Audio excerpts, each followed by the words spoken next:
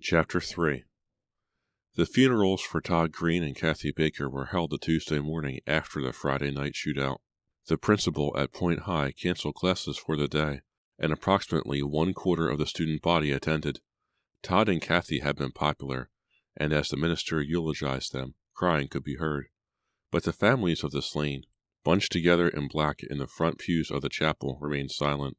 Grief was etched on their faces along with hatred. Angela Warner sat at the back of the chapel and wondered if the families knew she was a friend of Mary's. Angela didn't go to the grave sites after the ceremony. She'd had enough of grief. She didn't know why she'd come at all. Yet, deep inside, she did know the reason. It was guilt.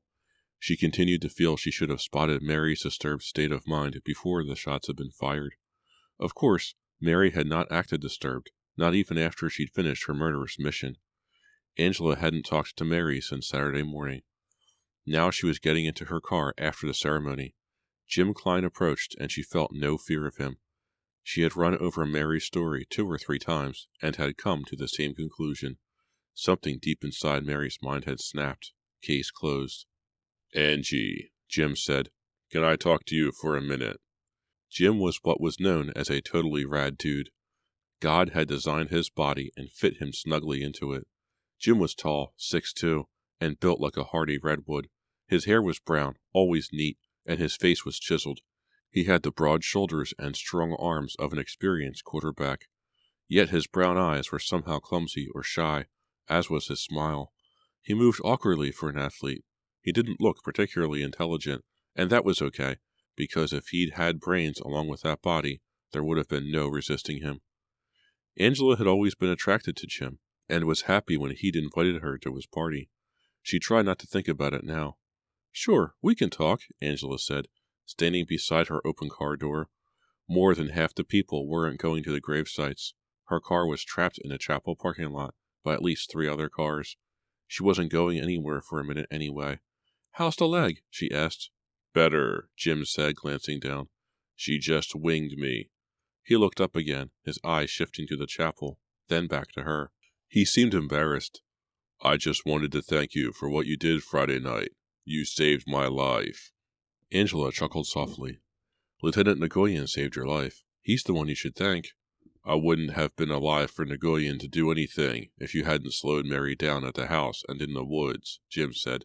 "If there's anything I can do for you, ever, don't hesitate to ask. I mean that, seriously." Angela blushed. "Maybe some lonely night I'll take you up on that." "No, just kidding. Thanks. I mean, it's okay." Her tone became serious, and she sighed.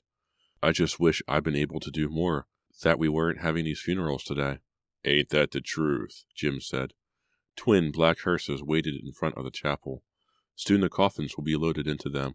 Thankfully, they'd remained closed during the ceremony. Word was that the mortician hadn't been able to do a thing with Kathy's head. "How are the families?" Angela asked. "Real bad." Jim gestured helplessly. "This is all so sudden. They want to strike back, but they can't. Mary will be convicted. There's no chance she'll get off." "I suppose," Jim said miserably. He stuffed his hands in the pockets of his undersized gray suit and focused on his feet. Angela touched his arm. She could feel him shaking beneath her fingers. "What happened?" she asked. "Do you know?" Jim looked at her. "Didn't you talk to her on Saturday?" "Yeah, but I couldn't get anything out of her." "Didn't she say anything?" "Just a bunch of gibberish." "Like what?" Angela shrugged. "I can't even remember most of it." Jim shook his head. "What happened is I told her I wanted to break up with her and go out with other girls. She got real upset. Actually, it caught me by surprise. You know how strong Mary always is. So when she told me I couldn't leave her, that I belonged to her, I didn't know what to do. I avoided her at first, but she kept coming to our practices and wouldn't leave me alone. She called Todd and told him to tell her if I went out with any other girls. She cornered Kathy at school and told her if she so much as looked at me, she'd kill her." Angela frowned. "I can't believe Mary to act that way." "You can't believe it. She was my girl. I thought I knew her better than anybody." "Why did you want to break up with her?" she asked. Jim glanced once more at the hearses, the steps of the chapel. The front line of pallbearers had appeared. Jim was probably supposed to be with them. "This is a lousy place to be having this discussion," he said. "We can talk about it later." she said quickly. Would that be all right? I'd like to talk about a lot of things. How about Friday night, after the game? Are you going to play Friday? She asked, surprised. Yeah, my leg's fine, really. Would you like to get together then? Angela considered a moment. They were at a funeral, a double funeral for that matter. Jim had been Mary's boyfriend, and Mary was her best friend. He was right. This wasn't the time to be discussing such matters. But Jim wasn't asking her out on a date. Not really. He just wanted to talk. There could be no harm in that. Sure, she said. That'd be fine. Angela got home around 11 o'clock. Her grandfather was still asleep. He kept late hours when he was on the prowl for a new woman, which he had been for the last week. A week searching was a long time for him. Angela closed his bedroom door before sitting down at the kitchen table to read the paper.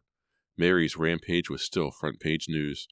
Angela had asked the police that her role in the events not be discussed, and so far she had avoided being turned into a hero by the media.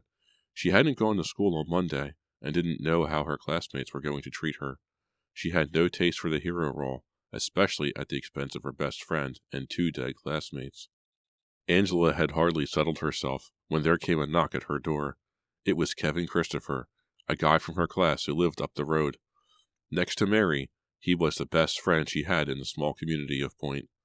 Their friendship might have been even closer if he hadn't developed an immediate crush on her when they first met at the beginning of the summer. He made no secret of his devotion to her, which both flattered her and made her uneasy. Kevin was short, about 5'8", with a mess of black hair, and a grin that would light up at the slightest reference to his favorite subjects, which, of course, were sex and sex. Yet Angela believed Kevin had never had sex outside of the confines of his own head. Too much the altar boy. He was never that crude, even when he was trying to be. He simply didn't have the experience to draw upon, she figured. Not that she had any. In fact, they made a great pair, both virgins pretending they had been around the world on a waterbed. She cared a great deal for Kevin. He made her laugh, and she sure could have used him over the weekend. Yet she hadn't seen him since before the party, and didn't know where he had been. Am I late? He asked as she opened the door. She smiled, although it was forced. The funerals had taken more out of her than she had realized. You are just in time. Come in. Take off your clothes. Let's do it quick. My husband will be back in a few minutes. Kevin jumped inside the door. Where is he? With your wife. The tramp. Really? How would you like it today? Hard and fast, he said. Is there any other way? She asked. Then she laughed as he grabbed her, and she pushed him away.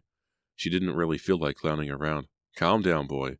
My husband is asleep in the next room. Pretending disappointment, he said. Maybe next time. There's always time, she agreed. They carried on like this whenever they saw each other. It had become a ritual. But sometimes she worried if she hurt his feelings because she was the one who had to bring him back to earth. She wished she had romantic feelings for Kevin. They might even have had fun together. He was handsome enough, but he just didn't do it for her. Not the way, say, Jim Klein did. But we're not going to think about that. He's a monster, remember? He eats poor unsuspecting visitors. Mary had a sick imagination. Maybe she could write horror books in prison and make a fortune. A.N.W., Kevin said, giving her a quick hug. How are you? He often called her Angela Warner, A.N.W., in honor of his favorite root beer. Before she could respond, he let go of her and strode into the house to plop down on the living room couch. It's nice to be home, he said. Her grandfather's place was a 2-story cedar frame built on an open plan, with exposed beams in the vaulted ceiling. The wood was heavily lacquered pine and polished cedar. A huge basement ran the length of the house. The living room's sliding glass windows opened out onto Point Lake, which was calm on this warm, sunny day. Kevin sat and glanced at the water, on the far side of which stood Point High, only a year old. It had been built directly on the shore. Half the classrooms had a great view, which made bored minds wander. Angela went over and sat on the couch beside Kevin. Hey, girl, Kevin said, not meeting Angela.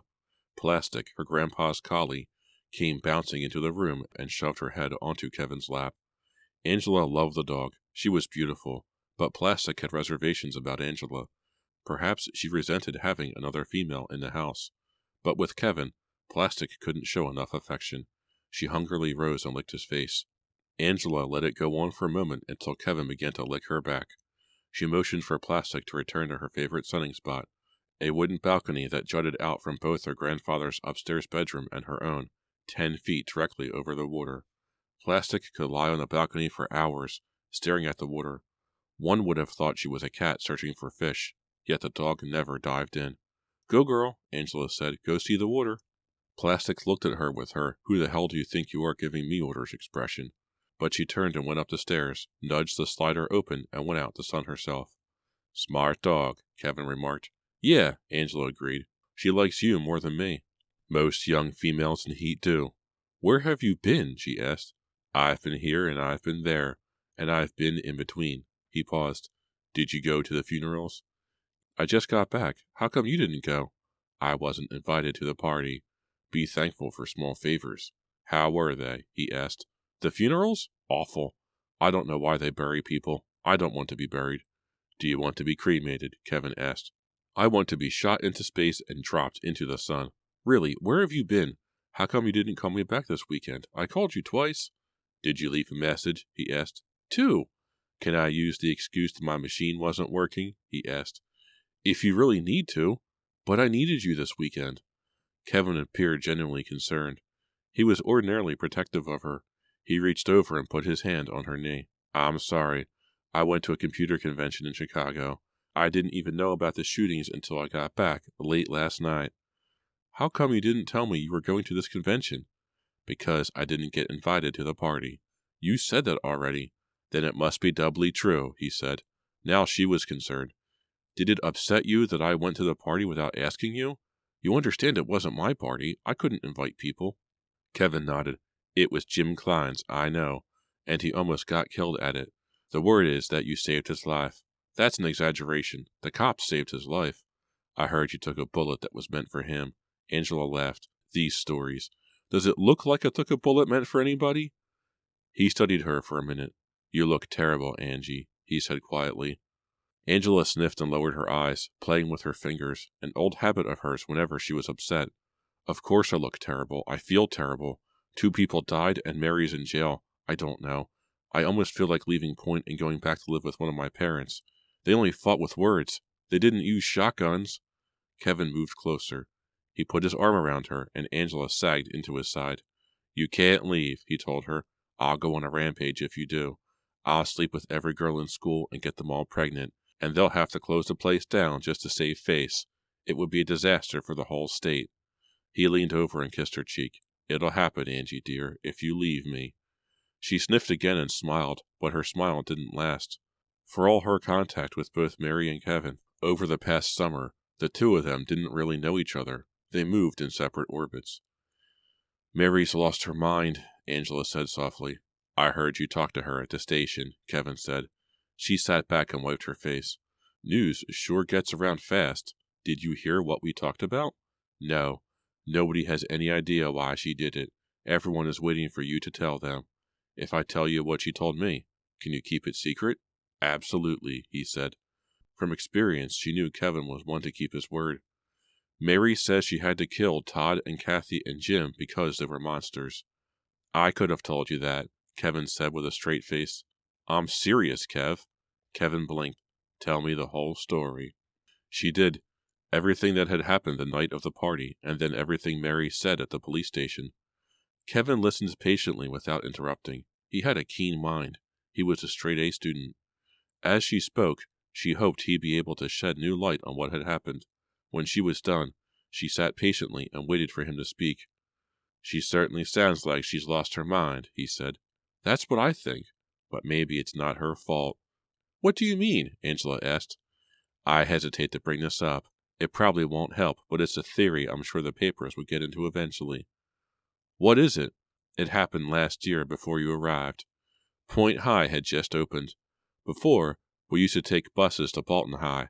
It was a pain in the ass, 45 minutes each way, and Bolton High was way overcrowded. Anyway, we got our own school, and everybody was happy until last fall, near the end of football season. That was when a group of students started to get headaches and stomach aches. There were about 30 of them, maybe more. A couple passed out in class, and it wasn't unusual for someone to run to the restroom suddenly to throw up. Everyone got spooked, and a huge meeting of parents and faculty and students was called. Experts were called in to study the school's water. the materials that had been used in constructing the buildings, even the grass and flowers that landscaped the campus. They didn't find a thing wrong, and then suddenly the problems began to diminish. Although they didn't go away altogether, the experts chalked it up to mass hysteria. What do they think brought on the hysteria? Angela asked. They had a few theories. The weirdest one was that summer had gone on too long. We did have strange weather last year. It was November, and we still had some days in the mid-80s. But like I said, the problem seemed to take care of itself. Yet the interesting thing was that only a certain segment of the students was affected. Your story made me remember that. The football players and the cheerleaders? Angela asked. Exactly. I wasn't affected. None of my friends were. But I think all the girls in the cheerleading squad were. I know Kathy Baker was. I remember her mother wrote a nasty letter to the local paper saying how something at the school was poisoning her dear daughter. Was Jim Klein affected? Or Todd Green? I couldn't say for sure. They might have been. Was Mary? Angela asked. I doubt it. I think it was only those two groups. Kevin chuckled. Maybe it was hysteria caused by stress. The football team lost all but 2 games last season. That's not unusual for a school that's just getting started, but I know the players didn't like the ribbings they constantly took. Did any of those who got sick act emotionally distraught? Not that I know of, Kevin said. Then what does this have to do with Mary? The contamination theory, or whatever you want to call it, can't be used to explain what she did. You're looking at it backward, Kevin said. The contamination theory could be used to explain what Mary says the others did. You honestly believe that they did those things? Angela asked. No, as I said, it's just a weird theory. I think Mary blew a circuit and started shooting people. It's happened before, you know. Maybe Jim was dumping her, and she was upset. He told me he was dumping her, Angela said. You talked to him? This morning, at the funerals. She didn't bring up the fact that he had sort of asked her out. Kevin would feel jealous. How is he? Kevin asked. Fine. His leg is better. Already, Kevin asked. I heard she shot him good. That's just a rumor. She barely winged him. Angela stood and paced in front of the couch. I don't want to drop this getting sick business yet. Are you sure the experts found nothing unusual? That was the official announcement. They closed the school for a few days while they took samples of everything. I went up and watched them. They were thorough. Did any of the symptoms return later in the year, like when track and baseball season started? We didn't have a track or a baseball team last year. I'm not sure we'll have one this year. We're still getting the teams together. We only have a student body of 600 to draw from. But to answer your question, I really don't know. Angela stopped her pacing. I just hate to accept the idea that Mary's gone bonkers. She frowned. Maybe those 3 were affected by something and did do strange things. How did Jim seem when you talked to him? Fine, Angela said. Did he look capable of eating anyone alive? Angela waved her head. Even Mary admitted that she never actually saw them hurt anybody. She was quick to blow them away with the little evidence that she had, Kevin said. We could go check out that warehouse. We can't. She couldn't remember where it was. How convenient, Kevin said. Angela nodded. I thought the same thing. Hey, would you like to go to the library with me? I'd like to read more about the reports of the students getting sick. Kevin stood. Sure, as long as you promise me you won't leave the area for fear of catching an invisible disease. Angela chuckled. There's no danger of its being invisible with me. When I catch the least little thing, it always shows. Angela had never been to the library in Point. In Chicago, it might have been mistaken for a private bookshelf. It was dismally small. But they had come only for back issues of the local paper, the Point Herald, and there were plenty of copies available in the back, the librarian said. She was an old woman, perhaps a bit senile, and she must have been losing her sight. She was listening to a book on tape when they entered. As they knelt to collect the issues they wanted, they heard the ghost of Christmas Past chewing out Scrooge for being such a cheap bastard. It took them only a few minutes to find the right papers. As Angela read the articles, she discovered little new. About 3 dozen students had complained of being ill. Doctors were brought in and could find nothing wrong with them. Contractors and chemists were contacted. They, too, couldn't find anything wrong with the school. Then the students had gotten better, the experts had gone away, and everybody was as happy as could be until Mary Blank had crashed a party with a shotgun and a serious attitude problem. There was, however, One thing that Angela learned that she hadn't known before. It came out of an interview with the head of the contracting firm that had built the school. Angela called Kevin over and showed him the quote. "I lost money on the job. The foundation took us 3 times as long as we thought it would because the ground was so hard. Our engineers say the iron content of the soil was 10 times what they thought it would be. We should have built a steel mill there instead of a high school. Maybe the geologists are right when they say the lake was formed by a meteor." "Point Lake was formed by a meteor?" Angela asked. "That's what I've heard," Kevin said. "At least the hole in the ground was. The water came later, of course." "Where does Point High get its water?" "From the lake. Didn't you know that?" "No," she said. "Angie, there's nothing wrong with the water. I drink it, you drink it, and there's nothing wrong with us. Besides, they tested the water inside out when the students started to get sick. It's perfectly okay." "Is that where my grandfather's water comes from?" she asked. Kevin thought a moment. "I don't think so. I think he gets it from a well high up on the hill, where my family gets theirs. Lots of people on our side of the lake get their water from there." "Why get water from a well when the lake's sitting right there?" "I don't know," he said. "Good question. You said that some people say the lake was formed by a meteor. Do other people disagree? First off, it's not that unusual to have a lake, or any body of water for that matter, formed by a meteor.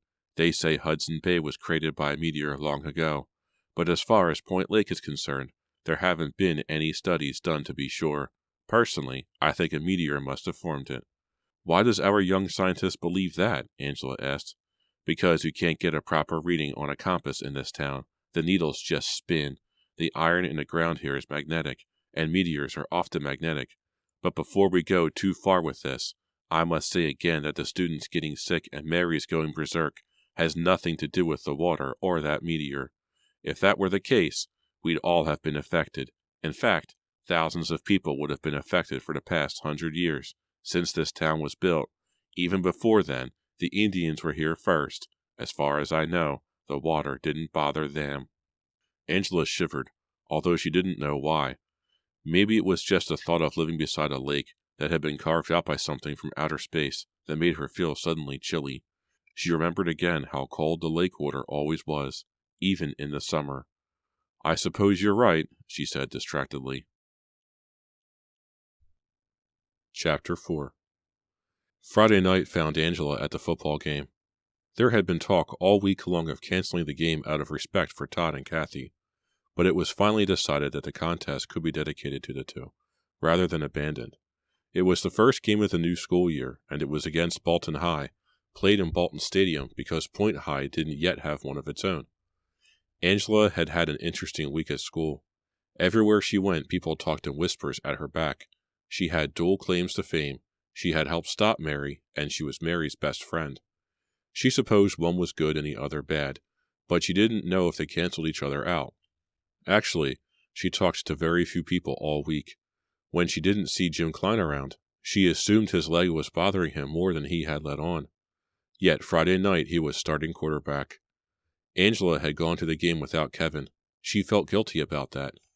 When he'd asked her if she wanted to go to a movie, she had answered that she wanted to stay home.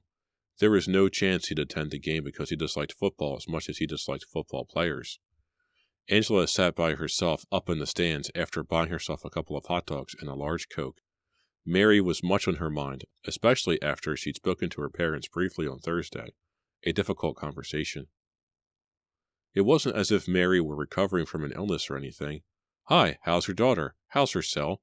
Does she like her striped pajamas? I hear she's got a rapist for a cellmate. Yeah, that's tough when the warden won't even let her call collect." Angela hadn't known what to say. Apparently, though, Mary had yet to have her bail hearing with the judge. Mary's parents didn't know why it was taking so long. They sounded so sad it broke Angela's heart. The game started. Angela tried to push away her gloomy thoughts and enjoy it. Ordinarily, she liked football. She pretty much liked all sports and had hoped to go out for volleyball or basketball. She was disappointed that no teams had been formed yet, and might not be until after she graduated. At a glance, it was clear Bolton High was the favorite. As both teams lined up for the kickoff, Angela could see how much bigger Bolton's players were. The reason was simple. Bolton High had a student body 5 times Point's size. 5 times as many kids to draw from. Angela stood and cheered as Point received the kickoff. She hoped it would be a good game. Point ran the ball back to the 20-yard line, and the offensive unit, led by Jim Klein, came onto the field. Then Jim would pass. He would throw tight, clean spirals that you could hardly see. When they hit the receivers, the guys would double up as if they had been shot. Those passes would hurt, and I mean hurt.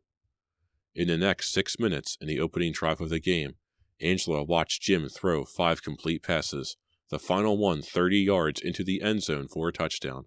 All of them were tight spirals, but none of his passes made his receivers double up in pain. He did appear to throw them hard, however, and accurately. His performance was amazing, to say the least. But Angela did not get the impression she was watching a superhuman play.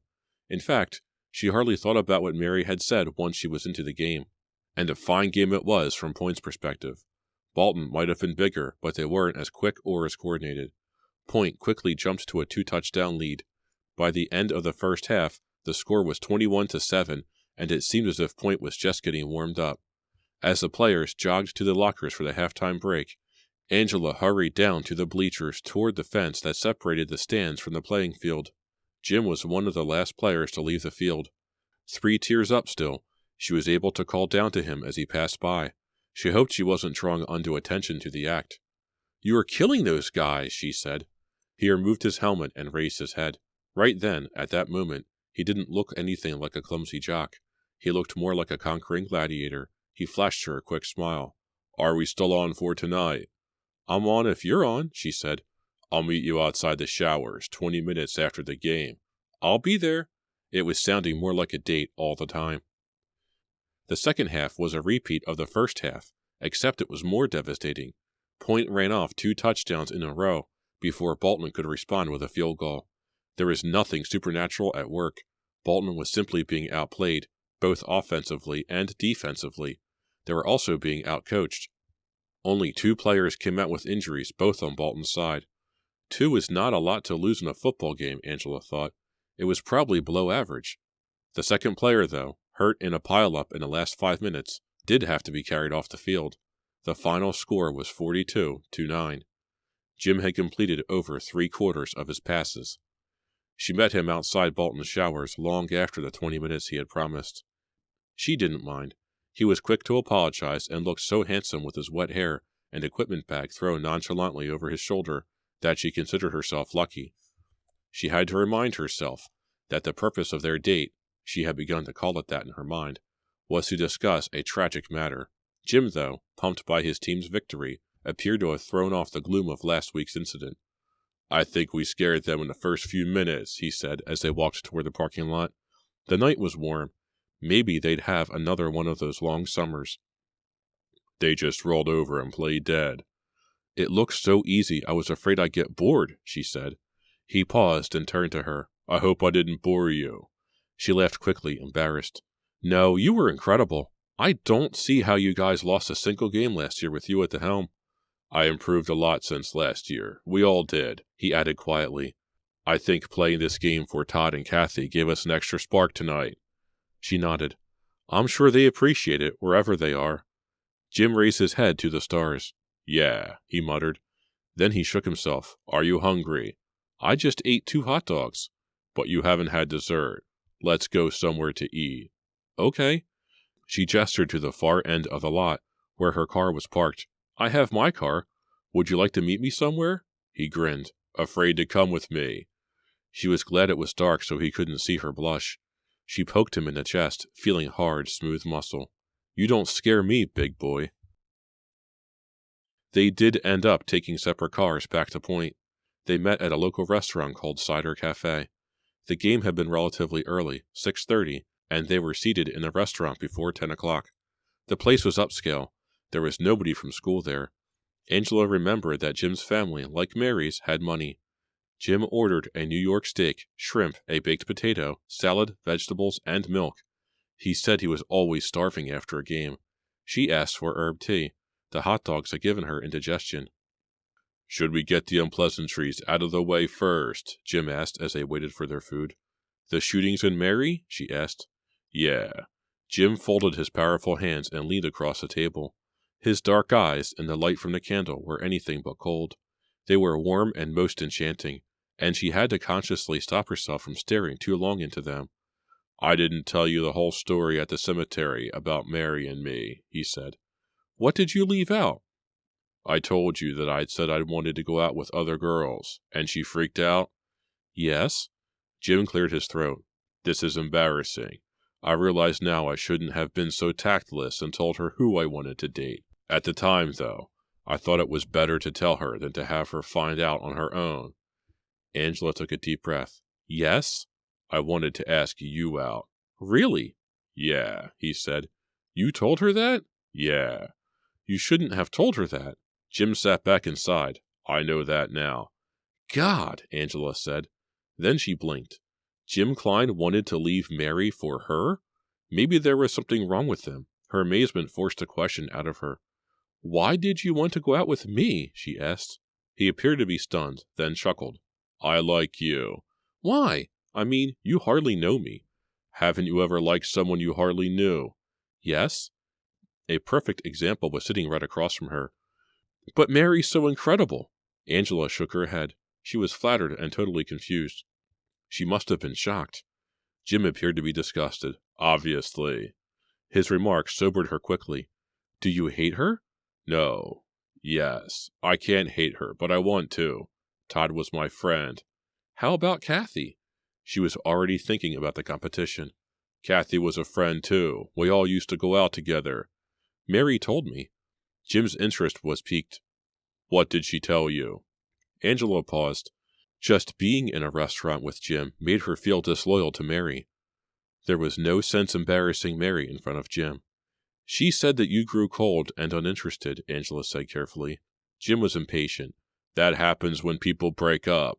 I thought she would have been mature enough to accept what was happening and get on with her life. What else did she tell you?" "Nothing." "Did you see her Saturday morning?" he asked. "I told you I did. She refused to tell me why she did it. She didn't mention anything about you wanting to go out with me." "I didn't mean to lay such a heavy rap on your shoulders." "It's not your fault," she said quickly, her heart pounding in her chest. She didn't want to say what she did next, but she owed it to Mary. "Mary's still my friend." Jim nodded. "I understand if you don't want to see me." "I didn't—" "Angie." "What?" "What were you going to say?" he asked. "I don't know." "I guess this is all too quick for you," Jim said sympathetically. She stared at the candle on the table, then back into Jim's eyes. They had flecks of purple around the irises. She had never noticed that before. Such unusual eyes. She imagined she could see the flame of the candle burning behind them. "He's too hot for me." "I like you," she said softly. Again he was interested. "What do you like about me?" "The body you're wearing under those clothes." "Your piercing intellect and subtle wit," she said. He smiled. "You're making fun of me." She shrugged. "I just like you. You're cute." He reached over and took her hands in his. "You're cute." He could see the blood in her cheeks now. "Next to Mary, I look like old wallpaper." "Mary's in jail. Mary's going to stay in jail. Let's not talk about her any more." He raised a finger as she started to protest. His tone had gone hard all of a sudden. "At least not tonight. All right? Let's have fun." She lowered her head, feeling like Judas. "All right." Jim's food came, and he ate. Boy, did he eat. She sipped her tea and restrained herself from lecturing him on the virtues of chewing. When he had cleared his plate, he ordered dessert, cheesecake, and insisted she have a bite. He liked it so much he had a double helping, although she thought it dry. But she liked watching him eat, just watching him. He paid for the meal with his father's credit card. "What do you want to do now?" he asked as they stepped outside into the night air. The warmth of the day continued to linger, although it was getting close to midnight. "Go to bed," she said. He laughed and clapped her on the back. "You Chicago girls get right down to business, don't you?" "I meant sleep." He had hit her a bit harder than she would have preferred, but he was so darling that it was okay. He continued to chuckle. "I know what you meant. I didn't mean to embarrass you." "We Chicago girls don't get embarrassed that easily." "Wow, what's that mean?" She giggled. "I'm not that tired. Follow me back to my house in your car. We can go for a walk. Along the lake?" "Wherever you like, Jim." Jim almost killed them both when he arrived at her house.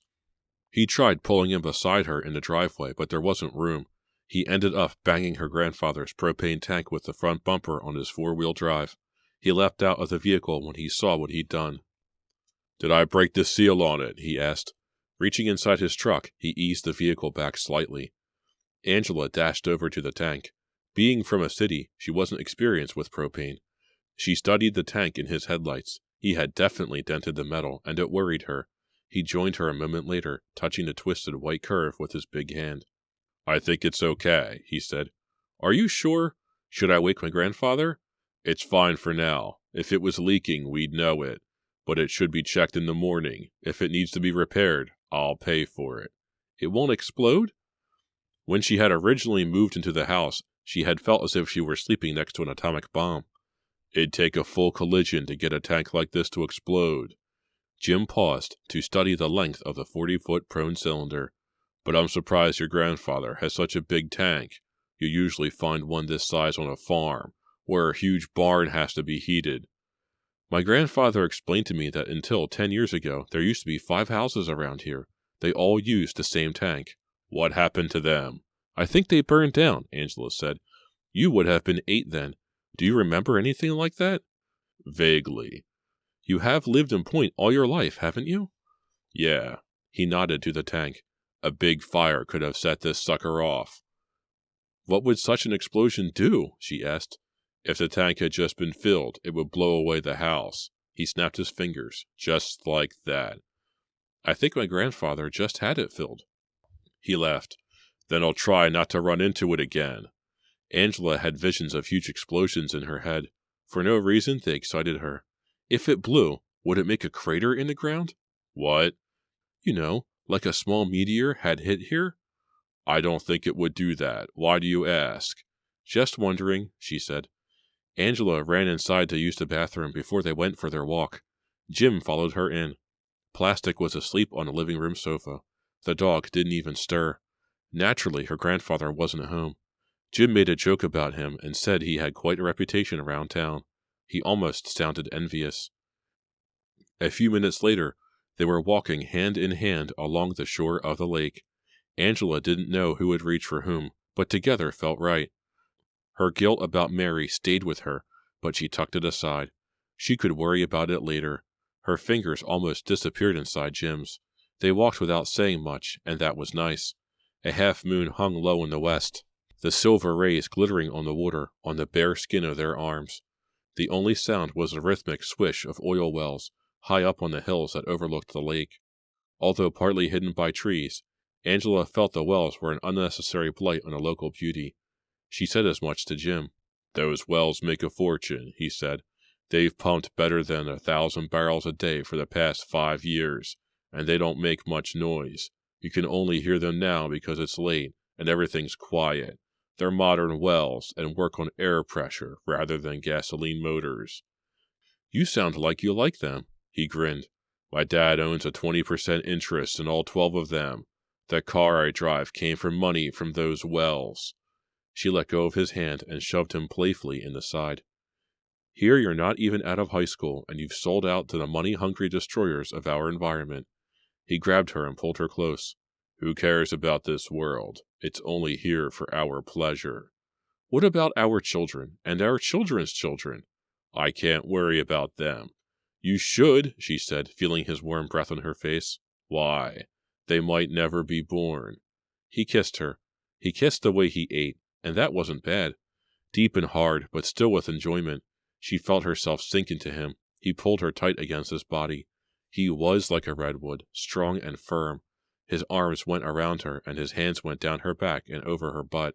He was aggressive, Mary had told her, but she wasn't Mary, although last summer she wished many times she had been. She wasn't an expert in the art of making love. She had never even had a guy touch her below the waist. Jim moved his right hand to the front of her blouse and started to slip it down. God, it felt good, just his fingers getting close, but she pulled back.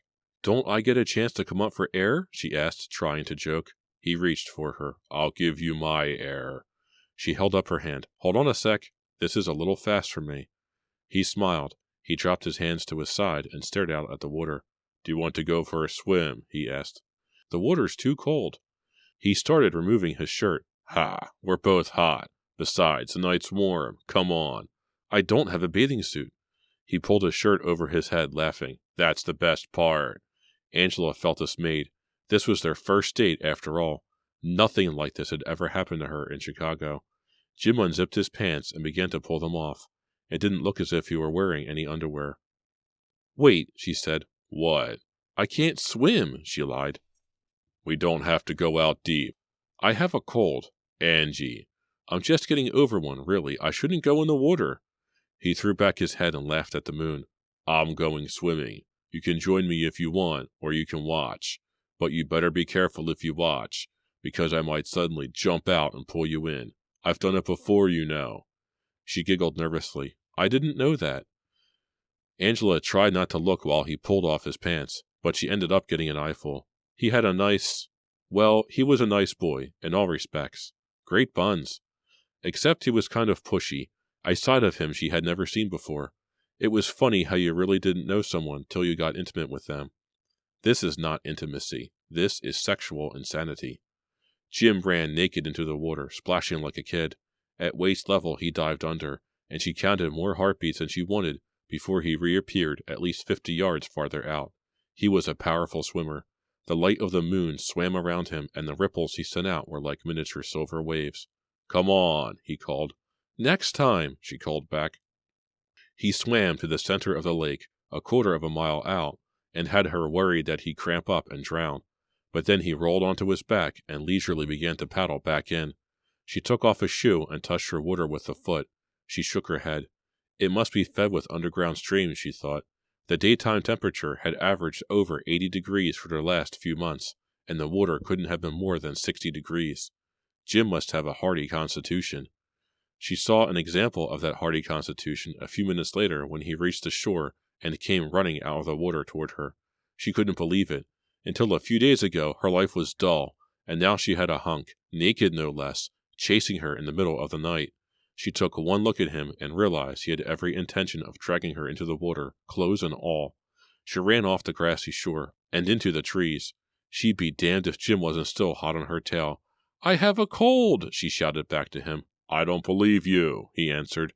Angela darted behind a couple of bushes, hoping to lose him, and bent down low to hide. She figured he'd be able to spot her in a second and had resigned herself to a drenching when she suddenly heard him cry out in pain. She stood up tentatively, figuring it might be a ruse, but she spotted him only 50 feet away, kneeling beside a tree, holding his right arm.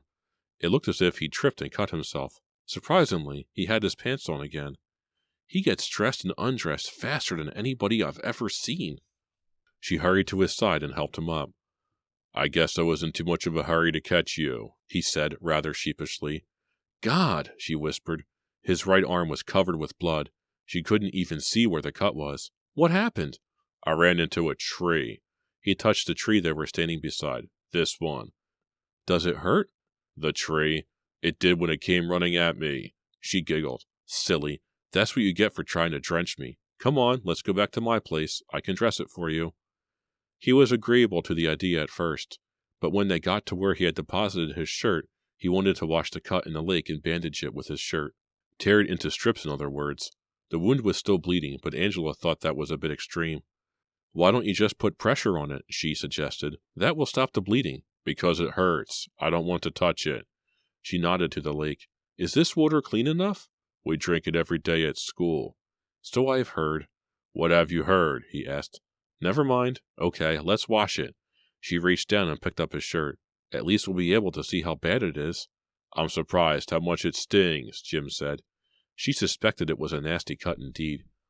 He hesitated before dipping it in the water. She knelt beside him and got her pants wet too. Do you want me to help you? She asked. Am I acting like a baby? Not at all. Good, he said. Can I kiss you again? Yes, but first, let's... He shut her up by leaning over and planting his lips on hers. He couldn't have been in that much pain. Once more he kissed her long and hard. Again she felt his hands in her body, tugging at the buttons on the front of her blouse. She tried to stop him, but he persisted, and she didn't really want him to stop anyway. Actually, she wanted him to strip her naked and make passionate love to her right on the spot. He leaned her head back on the grass and pulled her blouse open. She had a bra on, but that wouldn't be an obstacle to him for long. Not this guy. This is a hell of a way to get to know each other. Then she felt a warm, sticky liquid being smeared across her belly as he squeezed her closer. It was totally silly of her, but for a moment she had forgotten he was bleeding. She sat up with a start, knocking him back. "You're bleeding all over me," she cried. "It's okay." "No, it's not okay." Her blouse was lying completely open. He had snapped free a couple of buttons in his eagerness to get to her breasts. The blouse was badly stained with blood, as was much of her belly and chest. She couldn't believe he had managed to bleed in her that much during just one kiss. She wondered how long it had lasted. "You've made a mess of us both," she complained. He laughed. "It'll wash off." "I don't think so." She paused. "How's your arm?" He held it up to the moonlight, seemingly without a care in the world, and she could see that it was soaked with blood, more even than a few minutes ago. "It doesn't look like it's going to fall off in the next minute," he said. "Jim, you're really bleeding. You might have sliced a vein." "That's why I wanted to tear up my shirt," he said. "You just wanted to tear off my clothes." He grabbed at her again. "Yeah." She pushed him back. "We have to stop this bleeding." He grinned wolfishly. "Why don't you kiss it and make it better?" He held it up to her face for her to do so. "Just a little peck." She turned her head. "You're making me sick. Where's your shirt? I'm going to tie it on your arm. The whole thing. Let's not wash the wound in the water. It'll only encourage the bleeding." "All right, Angie." She knotted her shirt directly over the spot where she believed the cut to be. Jim gave a grunt but said nothing. She sat for a minute to see if the bleeding decreased. It appeared to do so. Her hands, all her clothes, were by this time covered with blood. "It's getting better," she said, moving to get up. "Let's get back." "In a minute." "Jim." He grabbed her and started kissing her again. Somebody had eaten his Wheaties that morning, but they were both smeared with gook that the passion had lost all charm for Angela. Well, most of the charm. It still felt good to have his mouth on hers. He tasted great, like the steak he'd eaten for dinner, that rare steak. Angie, dear, that might be the taste of his blood. The thought was enough to cool her down. She finally managed to push him back and jump to her feet before he could kiss her again. "We're going back," she said. He glanced up at her and flashed a little boy's smile. "So soon?" "Yes." She offered him her hand. "Before the sun comes up." He kissed her once more as she said goodbye to him at his car. He wouldn't let her take him to a doctor because he said his arm was fine.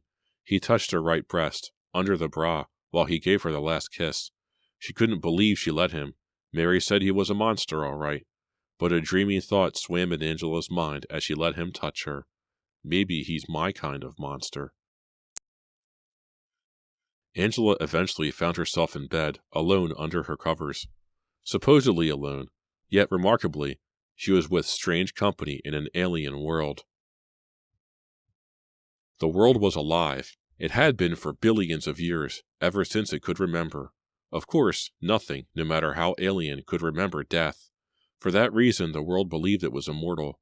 Life would come to its surface, and it would kill it in that special way and eat it, and give it everlasting life as it became part of itself. The world would go on, and nothing, it believed, could stop it. The world was always hungry, especially for those who visited. They were such easy prey. Angela felt like a visitor as she walked through the flowered meadow. The sun was bright, yet somehow smaller than she remembered it should be, but that didn't matter. She had entered paradise and was happy. It had been a long journey, and now she could rest, free and unwatched. Sweet aromas saturated the air. At a stream, she knelt to refresh herself with a drink. But before she could sample the water, she sat up with a start, for the sun had suddenly gone behind a dark cloud that had not been there a minute before. As it disappeared, the meadow grew dark, but not in a normal way. The light changed to a sober red as the rays of the sun filtered through the strange cloud, floating in the sky above her head like some diseased heart.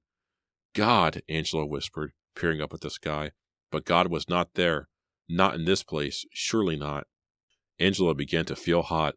A smell pushed its way into her nostrils. Not sweet or pleasant, but familiar. Yes, she knew what it was. "No," Angela whispered. "No, God." A bolt of lightning cracked the sky. It could have split it open, the underbelly of a massive airborne demon. But it was just a cloud that had burst, although it was no ordinary cloud.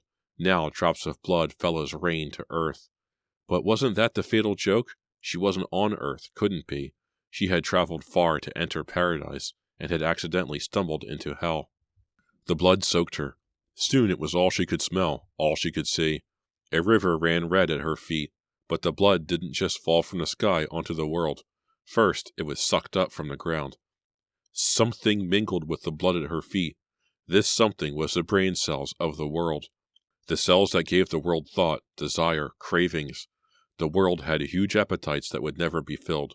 Such bitter sweetness, this hunger, especially when it swam in the juices of previous harvests, around the raw flesh of the next unsuspecting victim. A horrible pain started in Angela's feet. She screamed, hopping from foot to foot, trying to get away from the million invisible teeth that were trying to devour her. The pain, though, was much too great. She couldn't maintain her balance. She tripped, and in an instant the monster in the blood was over her body, on her face, even in her mouth, where it began to dine on the choicest of meats. Angela sat bolt upright in bed, her heart pounding, her nightgown soaked. Before she could catch her breath, her guts lurched, and she had to run to the bathroom. She was barely in time to lose the contents of her stomach into the toilet. For a minute, she sat dazed on the floor of the bathroom, drawing in deep, burning breaths that did little to warm the awful coldness in her limbs. I'm getting the flu. It must be a killer.